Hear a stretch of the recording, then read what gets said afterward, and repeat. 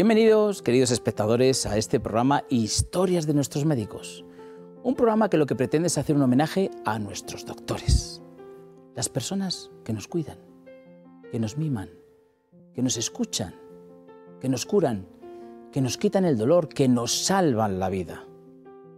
Hoy tenemos a un doctor que es muy especial porque casi me tendría que darle la bienvenida él a mí en vez de yo a él. Es el doctor Antonio Burgueño Carbonell. Él se quiere llamar médico de pueblo, aunque realmente es mucho más. Pero antes le vamos a dedicar un poema.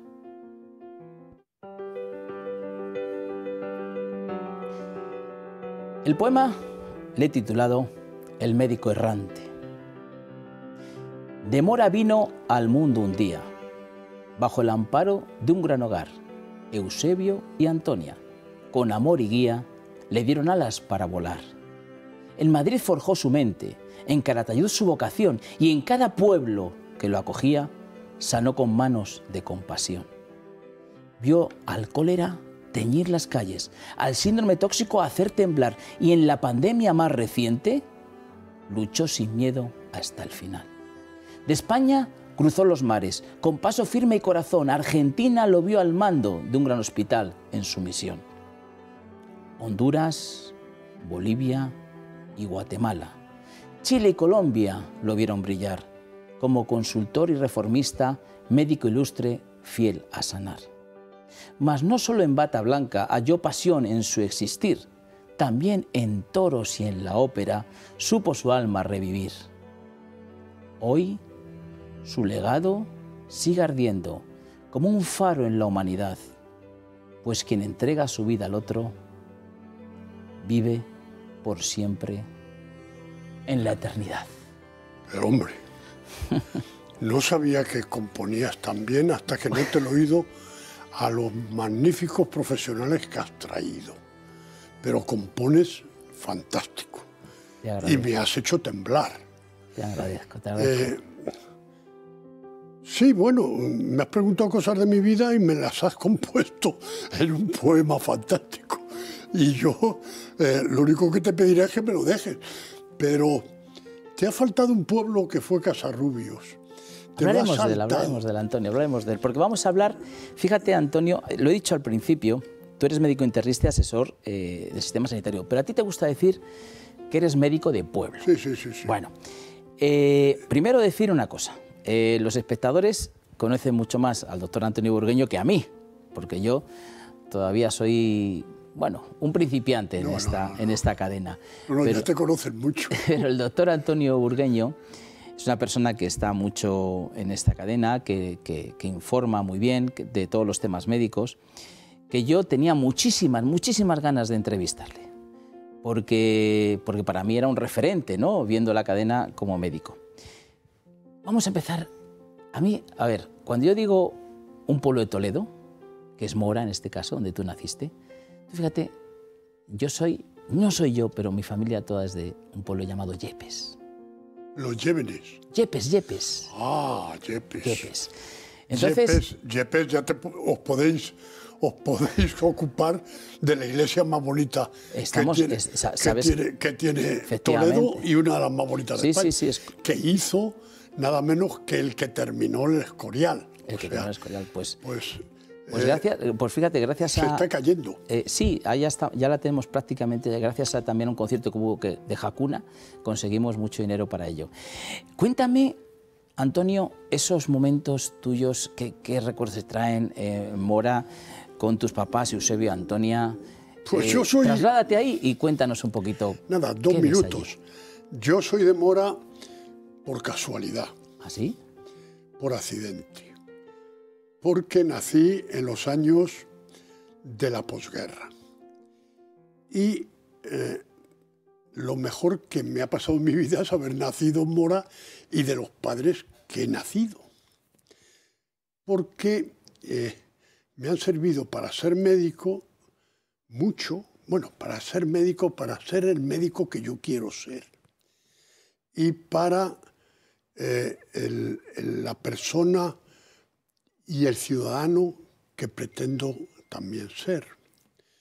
Y es porque mi padre era mancebo de farmacia en Mora, accidentalmente. ¿Mancebo es? Mancebo es auxiliar de farmacia. Vale. Pero en aquellos tiempos se llamaba mancebo. Mancebo. Y lo había sido en Polán, de donde era mi padre, donde mi abuelo era el sacristán de Polán. Y entonces aprendió en la farmacia de Polán, se fue de mancebo a una buena farmacia en Mora y llegó la guerra como mancebo, como auxiliar, pero el mancebo era, el nombre exacto significaba el que estaba debajo del farmacéutico siempre ayudándole, aprendiendo. Eso, la palabra mancebía, ¿no? Y cuando estalló la guerra, no le preguntaron sus ideas, le metieron en la cárcel. Vaya. Y le metieron en la cárcel para fusilarle al día siguiente, porque era ayudante de una persona que era rica y era farmacéutico, y era su jefe.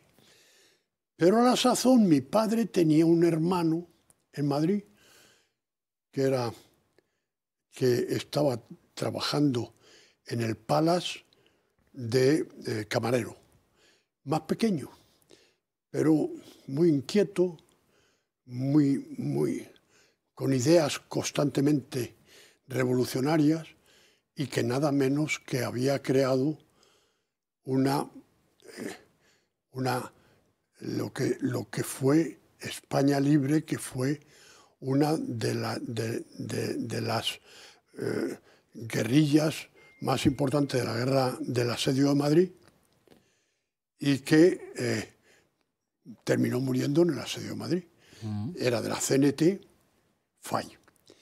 Y entonces ese hermano le va a liberar a la cárcel y le saca para Madrid. O sea, que se salvó por los pelos. Se salvó por los pelos. Se vino a Madrid de sanitario y estuvo toda la guerra de sanitario. Luego, como había estado en el ejército rojo, pues le metieron a la cárcel. Hasta que lo sacaron de la cárcel. Poco o sea, tiempo que el debió bando estar. donde le tocara ahí le metían en la cárcel. Mi madre, que apenas le conocía, tenía un hermano y un novio que ambos lo matan en esos mismos días en el pueblo por ser de Acción Católica, y ambos están enterrados en la iglesia de mi pueblo. Por lo tanto, en la guerra no estaba pensado y, sin embargo, nazco después de la guerra, en el año 42, y de dos padres que no podían hablar delante de los demás, de los sentimientos de cada uno. Y yo nazco con esa neutralidad para entender lo que no viví y ahora entender la transición, malentender cuando se coloca alguna gente de un lado y de otro, porque ¿qué soy yo? El sobrino de un cenetista de la FAI, o soy el sobrino de alguien que está esperando en su santificación en el Vaticano, que va por ahí la cosa. Pues eso pues es la duda. Esa es la guerra de España, que la entiendo mejor que nadie, porque encima me la he estudiado. Te la has estudiado. Antonio, ¿don Florentino? Don Florentino era un íntimo amigo de mi padre, que era médico. ¿Ese fue quizás el que te guió para...? No, lo que me hizo ser médico fue que mi padre estaba trabajando en la farmacia de don Eusebio Gálvez, que después le matan en la guerra, en una tercera fase de la guerra, y cuando termina la guerra mi padre va a saludarle, se encuentra con que le han matado, y la viuda se agarra a mi padre y dice, nos tiene que ayudar, y se queda allí. Y al quedarse allí, bueno, pues don Florentino era un amigo de mi padre. Era el médico y yo me iba a ayudarle y me ¿Con decía, qué años te ibas a ayudarle? Pues yo tendría 12 años cuando me iba a hacer las recetas a don Florentino. Y me decía, bueno, tú recétale esto, que después tu padre se lo cambiará. y es que a mi padre le venían a consultar las cosas y decía, bueno, esto le diré a don Florentino que te mande para Madrid, que te va a ver un consultor en Madrid. Cuando llegaban, la receta del consultor llevaba 4 cosas. Y le decían a mi padre, oye, Eusebio, que 4 cosas, también se llama Eusebio mi padre, como su jefe, que 4 cosas es muy caro. Y quítanos una. Y quítanos una o quítanos 2. Y mi padre reformaba la terapéutica para adaptarla al bolsillo. Antonio, porque en aquel momento los farmacéuticos hacían compuestos, sí, ¿no? O tanto hacían que yo daba al mortero, fíjate, y que yo daba a los papelillos y que colocaba Por lo tanto, podría haber sido farmacéutico, pero resulta que no, que lo que yo veía es que había que curar. Pero también aprendí que llegaba también la receta de un veterinario de mi pueblo. Sí, claro. Y llegaba con 4 cosas. Nunca le decía a mi padre, quítame una de las medicinas. Y le decía mi padre a don Florentino y a otros médicos que pasaban por allí, porque mi pueblo tenía 6 médicos. Y decía, fíjate, cuando las recetas del veterinario no me protestan ninguna. Cuando la receta es de la mujer, me piden que le quite 2. O sea, a ver si puedo. Y claro, la receta del veterinario siempre. Antonio, eso me sirvió mucho. Y también te marcó algo, tú tuviste una enfermedad, ¿no? Con 5 años. Tuve una enfermedad que cogimos una prima mía y yo, prima hermana, producto de una enfermedad estreptocócica y tuvimos una nefritis. Una nefritis. Yo estuve 9 días sin orinar. Y me trajeron a Madrid y yo tengo en la memoria que ahí en la calle Ferraz, bueno, eso lo he sabido después, di un grito diciendo, quiero mear, y estuve 9 días sin orinar. Mi prima, que no estuvo nunca, Isabelita, sin orinar, tuvo una glomerulonefritis crónica y murió con 17 años. Los efectos de la vida. Quizás eso te marcara para decir, me gustaría ser médico, como estás, mi enfermedad tan no. cerca. ¿Tu enfermedad no? No, mi enfermedad no, porque yo llevaba después el frasquito de la orina, se la llevaba a mi padre para ver si tenía albúmina. Yo creo que fue que mi padre nunca me dijo, pero algo había en él que tenía esas dotes de curandero. El médico tiene dosis, una gran... quiere curar. Si no quieres curar, no curas. Nunca puedes curar si no deseas curar. Ahora los medicamentos son muy potentes. Ahora la cirugía es fantástica. Y puede que cure esa desgana, puede que lo cures, pero la fortaleza y las ganas de influir en la persona. Me has preguntado por qué he puesto esto, porque también es simbólico. Sí, tenemos ahí un fondo. Claro, has traído magníficos amigos, que esos sí son médicos, sí son muy buenos. Porque tú tienes un programa que lo llama La historia de nuestros médicos. Y hoy has traído un médico con historia, pero yo en mi caso es distinto. Pero creo en los símbolos, ¿sabes? Y por aquí yo oigo y me gusta pintar lo que oigo, el primer tono, el segundo tono. He tenido médicos a los que he tenido una envidia enorme porque yo ejerzo la envidia tremendamente a las personas que saben más que yo, que son muchísimos. Y cuando saben más que yo y tal, les envidio tremendamente. Y busco la forma de empezar a oír y tal, que ahora me falla el oído, pero sigo oyendo. Pero creo porque la gente cree que oímos cosas internas de su ser. Yo creo que cuando dicen me voy a poner la goma, están pensando que oímos algo, alguna voz interior. Y es que nos comunicamos así. Fíjate que hemos comentado antes de entrar al programa que tenemos bueno, yo en este caso un familiar y tú un amigo, que era el doctor Amador Suller.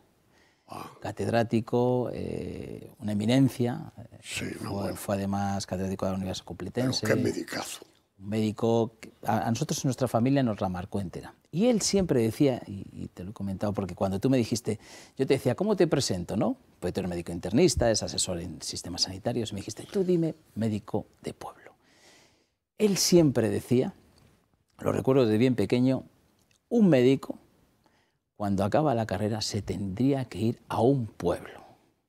Se tendría que ir a un pueblo, ver allí de todo, porque claro, allí va desde lo más grave a lo menos grave, a veces hasta llegabas a ver hasta animales, dice, ahí está el verdadero aprendizaje del médico. Y yo creo que tú... Hombre, el problema es que sí que llevaba razón don Amador, que, bueno, llevaba razón porque sí que se aprende sudando. Y sudando porque yo he visto caerme las gotas de sudor encima de las camas del enfermo. El cuadro del médico pensando sobre un niño es el cuadro más entrañable de la medicina. Pero es de una responsabilidad. Absoluta. Es decir, además un médico de pueblo, Antonio, a cualquier hora, ¿verdad? Mira, yo estuve 5 años sin salir. Salía solo, estuve en Casarrubios, que está a 40 kilómetros de aquí, salía solo, me venía al clínico y les traía a los enfermos a mis amigos. Y luego les decía, ¿por qué no te vas a comer el domingo un cocido a Casarrubios? Y lo recibía para que me acompañaran a ver al enfermo. Bueno, aquí tenemos... Cuéntanos. Aquí, eso es Casarrubios, claro. Es Casarrubios. Aquí vivía yo. Bueno, empecé a vivir en un convento del Císter. Ajá. Que tiene y comía en el refectorio con la abadesa, Sor Ángeles, que me daba la conversa. Y yo hablaba... ¿Qué es lo de la conversa? La conversación. Ah, la conversación. Pero era la conversa. Y ella tan así llegué que llegué a padrinar una monja y esa monja le dije, Sor Ángeles, yo creo que esta monja no tiene vocación. Y efectivamente me dijo, ¿por qué? ¿Por qué sabe usted que no tenía vocación? Digo, yo descubrí que no tenía vocación. Dice, pues mire, eso era un pueblo maravilloso. Y en los pueblos, Antonio, claro, tú conoces las familias. O sea, no solamente conoces, como te puede ocurrir, llega una persona... ¿Cómo que se conoce la familia? O sea, en ese pueblo me nacieron 500 personas cuando estaba yo. Cada año tenía unos... Era un pueblo a 40 kilómetros de Madrid que crecía enormemente. Y estaba yo de médico solo. ¿Y cuando nacía una persona te llamaban? Atendía el parto, fui de los últimos que atendía el parto. Claro, yo tengo 3 hijos, a los que de 4 que tengo, 3 los atendí yo. El parto. Oye, esa parte sí es bonita, atender un parto. Igual que hay otras muy duras, ¿no? Hombre, a ver, yo fui de una promoción que éramos 1.500 en la Facultad de Medicina de Madrid. El parto, los 2 partos que yo vi en la carrera, los vi por encima porque era un poco más alto que algún otro y entonces los vi por encima de... No lo sabía. Bueno, y en algunos partos yo tenía una cosa que se llama forces. Sí. Es una especie de tijera y en algún parto me daba tiempo para ir a estudiarme el libro, cayéndome el sudor, y diciendo, yo creo que voy a tener que meter un forceps. Gracias a Dios no me pasó nunca. Pero el forceps era...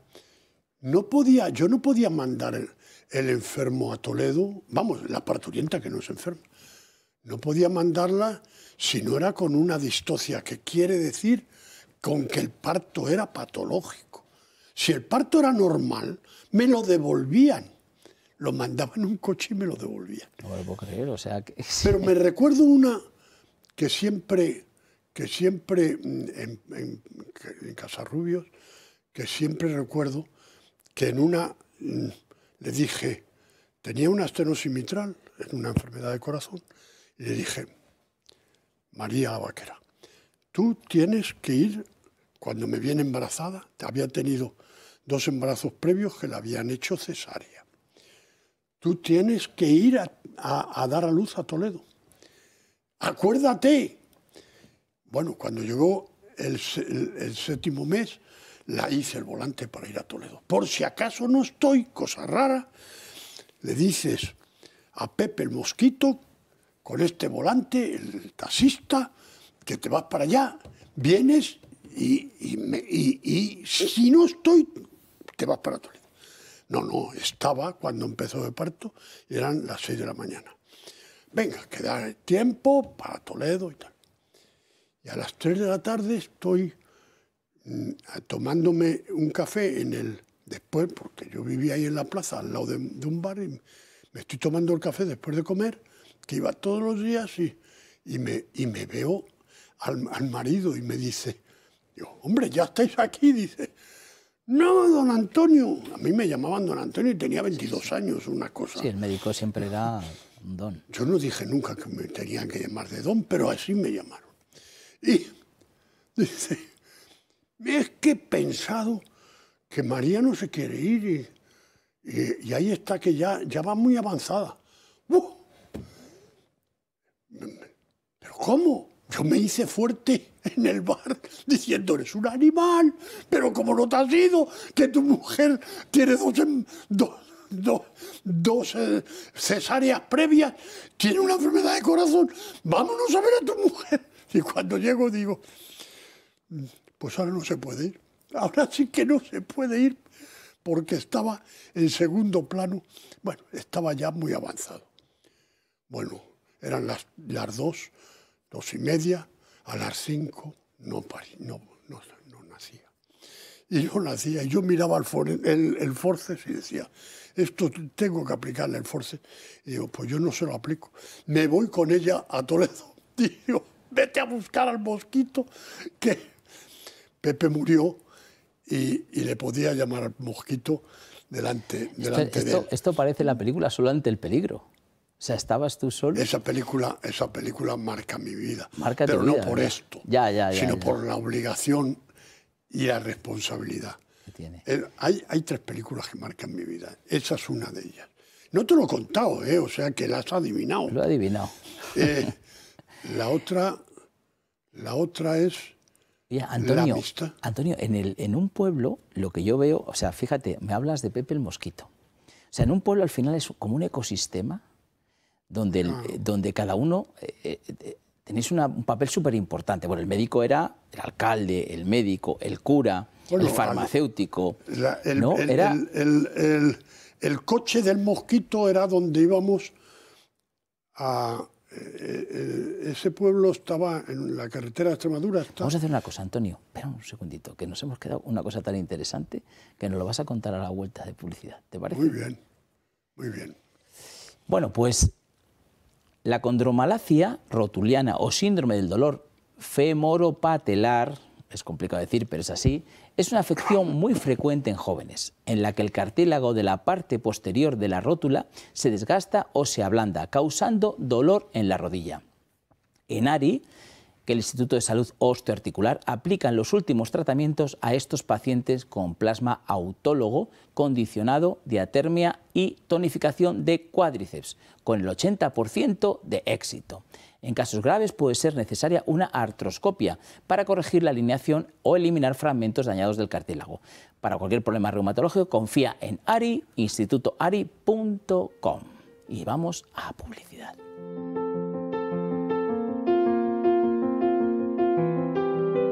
Las enfermedades cardiovasculares causan 18 millones de muertes al año en el mundo.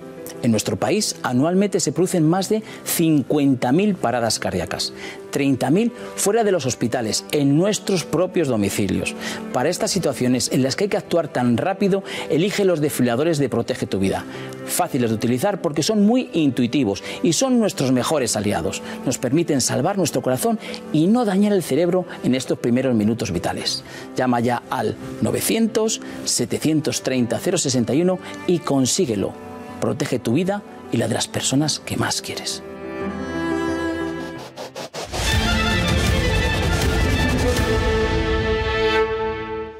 Bueno, pues estamos en un momento súper especial. Fíjate, de estas cosas, yo tenía unos papelitos, química seca, tenía papelillos que medían la orina, fundamentalmente, y tenía aparatos rayos X, que hacía radiografías en el pueblo. Nunca más se ha hecho una radiografía en un pueblo. No era yo el único que tenía radiología en los pueblos. Prácticamente en casi todos los pueblos el médico invirtió de su dinero, se enredaba en deudas y ponía un equipo de radiología para poder decir si un hueso estaba roto. Poder incluso dar papillas, ver una placa de tórax. Eso ya no se hace. No, ya no. Ya eso... Bueno, no se hace cuando el avance tecnológico está aquí. Y sin embargo, desde mi pueblo ahora o desde cualquiera de los sitios donde he estado, pues se podía hacer. Y ahora tienen que ir con una ambulancia a hacerse una radiografía para decir que el pie está roto. Sí, todo eso ha cambiado, Antonio, porque es verdad que hoy en día un médico de pueblo está un tiempo, luego ya se va allí, os mimetizabais con el pueblo, ¿no? ¿Qué pueblos has estado? Vamos a nombrarlos para que así no... No, yo terminé la carrera inmediatamente, como quería ser médico de pueblo, porque además yo hice la carrera para ser médico de pueblo. Luego me salieron las cosas mal y me fui médico en Madrid, pero muy de pueblo, porque yo me recorrí San Blas y te lo ordeno al revés, por donde terminé de médico de cabecera en San Blas y en el Banco Español de Crédito. San Blas, que entonces era como un pueblo dentro de Madrid, pues claro. Pero vamos, totalmente. Ahora está junto, porque en la calle Alcalá llegas a San Blas, pero tenía 1.700 cartillas, una cosa exagerada. Estaba toda la tarde pasando la consulta. Pero bueno, me conozco medio San Blas. Pero luego me fui a la colaboradora de Banesto y fui médico de cabecera de Banesto, pero previamente yo había sido médico del Ejército del Aire y antes había estado en Calatayud, que han mencionado, pero con el pueblecito de Paracuellos de Jiloca. Y allí tuve la primera epidemia que yo viví, que era la de cólera, del año 72, en los tiempos de cólera, no de la obra del insigne premio Nobel, no, en los tiempos de cólera de Franco, ¿no? La última epidemia. Luego estuve en Paracuellos de Jiloca y ya me vine aquí a Madrid. Y había estado antes en Casarrubio del Monte, que es un pueblo muy próximo a Madrid, donde parece que nació San Juan de Dios, Juan Ciudad. ¿Y el salto al otro lado del charco? ¿Cómo surgió ese salto? Bueno, porque yo había estado en Aderlas, director médico de Aderlas, bastantes años, desde que entró a Guardia de Barcelona en querer invertir en salud, pues me llamó a Guardia de Barcelona y me fui director médico durante 12 años. en Aguas de Barcelona. Y ahí, pues, Fraga Iribarne tomó contacto con nosotros porque con el director y porque quería saber si podíamos hacerle un estudio de un hospital en Buenos Aires que tenía problemas, pero era de la emigración gallega, que era el Centro Gallego de Buenos Aires. Y me mandaron, me fui para allá a darle una consultoría que se la hicimos y había que ponerlo en marcha. Y entonces, ¿te das cuenta del cambio? Porque a lo mejor los espectadores dicen, bueno, pues estábamos en un pueblecito y de repente te vas a una ciudad como Buenos Aires. Pero es que yo tengo muchos años. Bueno, pero el cambio es el cambio. Yo empecé en el 65, que ahora mi promoción está empeñada en que hagamos los 60 años. O sea, bueno, pues muy bien. ¿Qué te encuentras en Buenos Aires? O sea, ¿ves otro tipo de medicina? No, igual que la española. Igual que la española estaba. Igual que la española, ya en aquel entonces, peor que la española, pero había sido mejor que la española. Buenos Aires había tenido una medicina a partir de los años 20 del siglo pasado fantástica. Magníficos, magníficos fisiólogos, por ejemplo. El libro que estudiábamos de fisiología, que es la raíz de la patología, el saber cómo funciona la normalidad. El organismo era Hussey, y Hussey era un fisiólogo argentino. Se hacía muy buena medicina, muy buena cirugía. El Papa le operó de al que llegué a conocer, un cirujano torácico maravilloso. Y tenía muy buena medicina. Luego, el sistema empezó a perturbarse, el sistema público, y emergieron unos seguros particulares que lo llamaban prepagas, pero la esencia de la migración, la española y la europea en general, es que generaron modelos mutualistas para hacer un hospital. Hicieron un hospital los gallegos y otros los españoles no gallegos, aunque a todos los llamaban gallegos. Y había un hospital español y había un hospital gallego. Y el gallego tenía 400 camas, grandísimo, en una avenida grande de Buenos Aires. Y ese decayó en los años del Corralito, y allí fui para darle un plan al señor Fraga, que era el presidente de la comunidad gallega, y estaba muy interesado en tener una solución. Y bueno, no es fácil tener una solución. Yo no supe darle la solución porque necesitaba más de 30 o 40 millones de dólares en aquel momento. ¿Y luego, Antonio, te empiezas a mover por otros países sudamericanos? Eso fue mientras yo estaba de director de Adellas.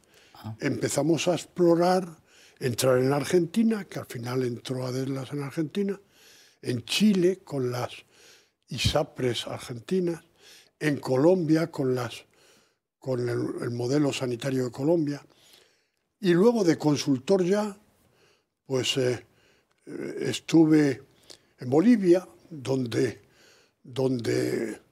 había prometido el presidente hacer 42 hospitales, pero esto después de haber pasado por Madrid y haber sido director de los hospitales, vuelto de Argentina, me empiezo a hacer algunos hospitales a algunos amigos, a Juan Abarca, de mi promoción del Ejército del Aire, me encarga de hacerle San Chinarro, a Capio me propone hacerle un modelo de hospital que es el de Valdemoro, y producto de un modelo de hospital que habíamos hecho en Adellas, que era el Hospital de Alcira.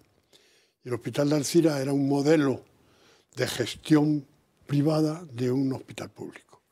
Y eso sí, en cierto modo, el empeño en este modelo sí fue bastante mío y de la comunidad que regía Zaplana en aquel entonces, y que surgió una empresa que se llamaba Rivera Salud, que ha hecho varios modelos de este hospital que ahora los políticos dicen que no saben entenderlo. Y es producto de lo que se llamó la Comisión Abril-Martorell. Comisión que, como en toda Europa, en los años 80, empezaron a crearse comisiones. La primera encargo en Inglaterra, que se lo encargaron a Griffith para decir cuál era el problema del National Health Service. Y Griffith hizo una solución que tampoco les gustó a los ingleses y no la siguieron. Y por eso está en la crisis en la que está el National Health Service. Y fruto de eso, un gran amigo mío, médico, que se llamaba el doctor Revilla, que estaba en el CDS, pues él y un economista de la salud, Enrique Costa Lombardía, comiendo los tres un día, me preguntan, ¿y qué hay que hacer? Digo, pues lo que hay que hacer es llevarle a ministro, un gran ministro, García Vargas, el que haga una comisión. Y García Vargas, un gran ministro de Salud, insisto, se propuso en el Parlamento con el CDS hacer una comisión Abril-Martorell. Año 90. Un año y medio de trabajo, 23 tomos, con una intensidad de trabajo enorme, 23 conclusiones en el que se dice, en síntesis, no puede haber otra financiación si no es intermediada por el Estado. Es verdad, porque tiene que asegurarse todo el mundo. ¿Por qué? Porque si no se asegura todo el mundo y no financia todo el mundo, pues naturalmente que no puede haber un seguro, porque no puedes estar esperando a que alguien se ponga enfermo para decir me voy a asegurar cuando la casa está ardiendo, no hay quien te haga un seguro. Cuando estás enfermo no hay quien te acepte una póliza. Claro. Por lo tanto, el seguro tiene que ser universal, financiado universalmente, por lo tanto el Estado tiene que estar en medio, pero la Comisión Abril copió de casi toda Europa que la provisión, la prestación debería ser público y privada. Es decir, que eligiera la persona sobre qué sistema sanitario financiado por el Estado, a dónde ir y a qué médico acudir.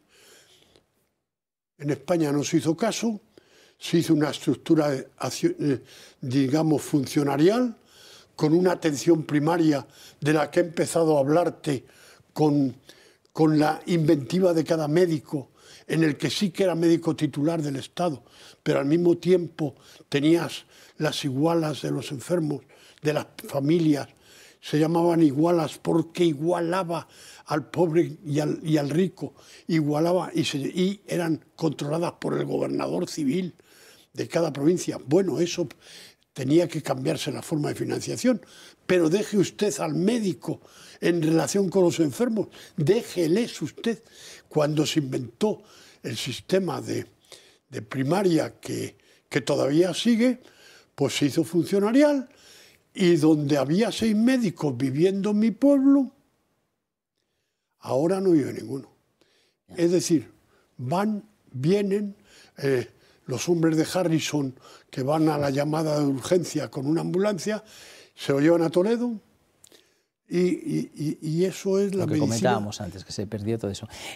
Antonio, me interesaría saber sobre tú has vivido 3 epidemias, el cólera que ya hemos comentado, la escarlatina, el síndrome tóxico. No, la escarlatina fue la mía. Ah, la escarlatina fue la que tuviste tú, vale. Y escucha, ¿y la pandemia? ¿Tuviste...? El síndrome tóxico, no quiero dejar de hablar de él. Sí, porque yo dirigía una clínica en Madrid que se llamaba la Clínica Covesa, que era de Banesto, heredada del Banco Coca. Y como yo llevaba los servicios médicos de Banesto sanitariamente, porque el que lo dirigía era otro, pues ingresamos a un enfermo con aquella epidemia que parecía vírica, en algún momento un microbio, y luego era una toxicidad.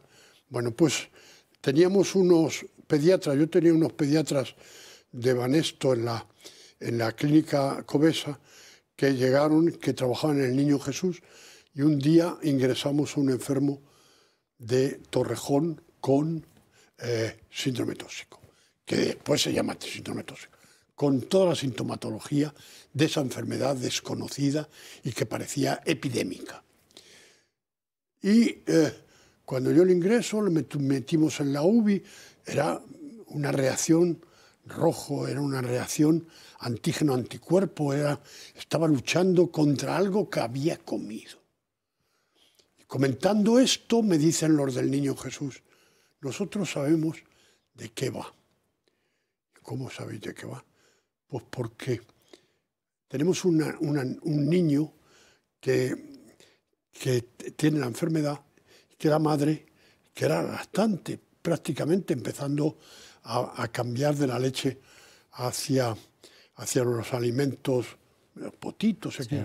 Y la madre, cosa muy frecuente, en la gente le echaban una rociada de aceite. Y entonces hemos buscado qué tiene ese aceite, no encontramos qué es lo que tiene, pero yo digo, si es el aceite, yo mañana creo que sé de dónde viene. ¿Por qué? Digo, porque soy de Mora de Toledo. Y en Mora de Toledo es el segundo pueblo de España en aceituna. Y por lo tanto yo me enteraré quién ha vendido ese aceite.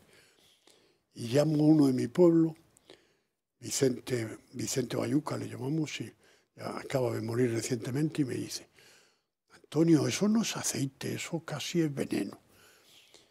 Pero creo que los tienes que conocer los que lo hacen y tal. Y lo hacían, era aceite de colza que lo metían para su uso industrial, lo tenían que desnaturalizar, tenían que quitarle el color del colza porque le habían puesto anilina para no utilizarlo en la alimentación humana, sino en un uso industrial exclusivamente, y tenían que destilarlo. Y luego le tenían que meter un colorante. Y efectivamente, en esos pueblos por los que yo estuve, había una o dos fábricas que lo hacían. Cuando yo me entero, esa misma noche, me voy al ministerio, era amigo de Luis Arguindey, que era el director de Sanidad, con un ministro que le costó el cargo, y todos se llamaban Luises, todos los directivos, Luis Munuera, Luis Arguindey, y me dicen, bueno, ya, el director de epidemiología, bueno, esto ya lo hemos desechado. Habían quitado que eso no sería. En un hotel en el que se servía ese aceite, hemos visto el aceite, lo hemos estudiado y no tiene nada. Y yo le dije al director de la epidemiología, ¿y tú qué buscabas? Digo, porque en un tiempo se sabía que en Londres un pozo de alimentación, de bebida, daba una enfermedad diarreica de la que se moría la gente, y sabía la gente que de ese pozo no se podía beber, pero no se había descubierto todavía el vibrión colérico. ¿Tú qué buscabas? Porque a lo mejor lo que buscabas, o sea, no era germen, bueno, era un tóxico. ¿Se lo has dado? No, lo hemos dado a algunos animales y no han muerto. Bueno, pero ¿se lo has dado a alguna persona? ¿Has visto la reacción? No, no se lo hemos dado a ninguna persona. Convencí. Era el 10 de mayo y el día 11 de mayo retiraron miles. Bueno, llenaron depósitos enormes porque eran una venta que vendían a 25 pesetas garrafas de aceite de colza que venían. España en esto del aceite tenía o sea, una que picadera. si eso, me estoy enterando bien, Antonio, si eso no se corta, hubiera sido... Bueno, los que lo descubrieron eran los del Niño Jesús. Y yo solo tuve la suerte de poder defenderlo. Gracias a que eres de Toledo y supiste cómo se hacía el aceite por las cooperativas. En la epidemia de cólera también actué. ¿Por qué? Porque se nos estaban muriendo enfermos mayores de cólera en el año 72. Y íbamos a Zaragoza y nos decían que no veían nada. Y yo, que era médico del Ejército del Aire, recibo un telegrama del Ejército que me dice: los soldados que están de permiso que no vuelvan hasta no ser vacunados de la 000. Hombre, el Ejército del Aire sabe que hay cólera porque el 000 era cólera. Por lo tanto, aquí hay cólera. Y llamé a mi amigo Vaquero, un gran microbiólogo, hijo de otro gran microbiólogo, y dice: Antonio, en La Paz ha ingresado una de un pueblo. ¿Y cómo ha ingresado? La ha traído Alfonso Cabeza, que era de mi curso, Alfonso Cabeza Borque, que es una tía suya, y la ha traído de su pueblo y ha ingresado en La Paz. Se enteraron en La Paz antes que en Zaragoza.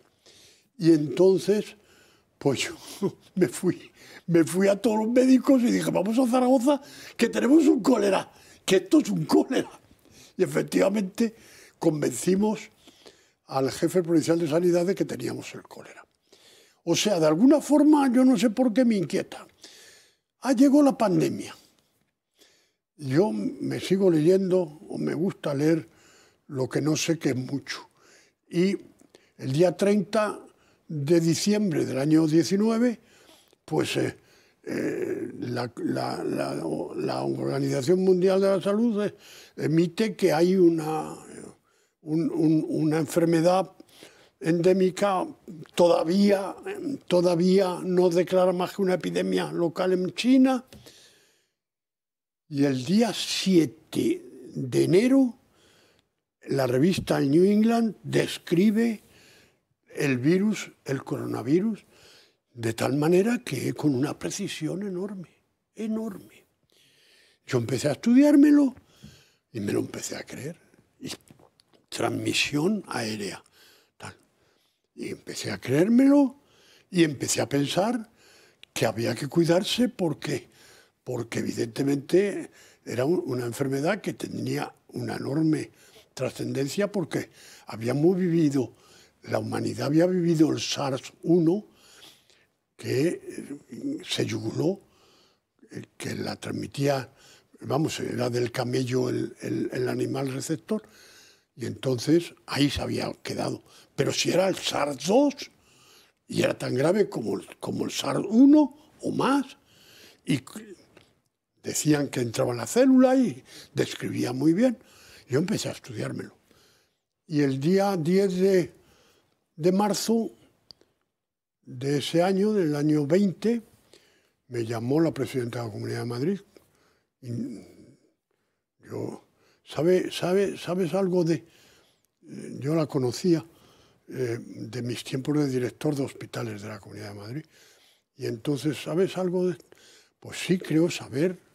Y sabe, bueno, la dije algunas cosas, y cuando se enteraron de que le había soplado algo a la presidenta, algunos medios, pues que me titulan el privatizador, pues entonces algunos medios me buscaron para meterse conmigo, debidamente. Lo importante, Antonio, fíjate, voy a hacer un resumen que creo que es muy importante, porque médico de pueblo, que es de lo que te enorgulleces un montón, te vas por Sudamérica, haces cosas muy interesantes por allí, asesoras, y luego eres un privilegiado de todo el tema de las epidemias. O sea, nos has ayudado muchísimo. Entonces, esto que venías diciendo, oye, has traído unos médicos, de veras, que te agradecemos mucho porque has salvado vidas, ¿eh? O sea, esto que me estás contando es de salvar vidas. No, vamos a ver. Yo asesoré 2 días a la presidenta. Luego no, pero ya no te digo, y como yo les dije, lo más importante es comunicar bien. Claro. Y además un mando único y comunicar bien. Pues cuando yo me marché de poder estar en la comunidad en esos 2 o 3 días, del día 10 al día 12 de marzo del 2020, Antonio, ha quedado... empecé aquí. Sí, ha quedado me vine de comunicador aquí. Y resulta que ahora por la calle me paran diciendo... nos ayudaste.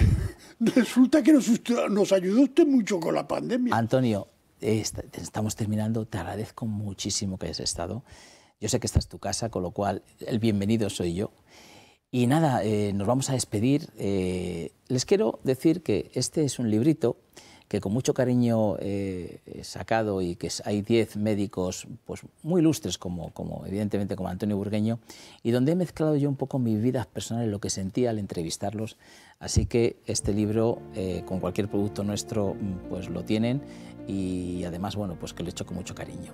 Antonio, muchísimas gracias por haber estado, de verdad. ¿Te has sentido bien? ¿Has estado cómodo? No, bueno, en esta casa estoy comodísimo, pero contigo de interlocutor estoy fantástico. Ahora yo te veía con tus cosas curativas y siempre te he respetado mucho, pero ahora ya hemos entrado en franca relación. Así que ahora te preguntaré mucho más, porque sabes mucho y lo haces muy bien. Te agradezco, Antonio. Y los espectadores, espero que les haya gustado. Ha sido un placer estar con todos ustedes y con el doctor Burgueño. Y hasta el próximo programa, Historias de nuestros médicos. Gracias.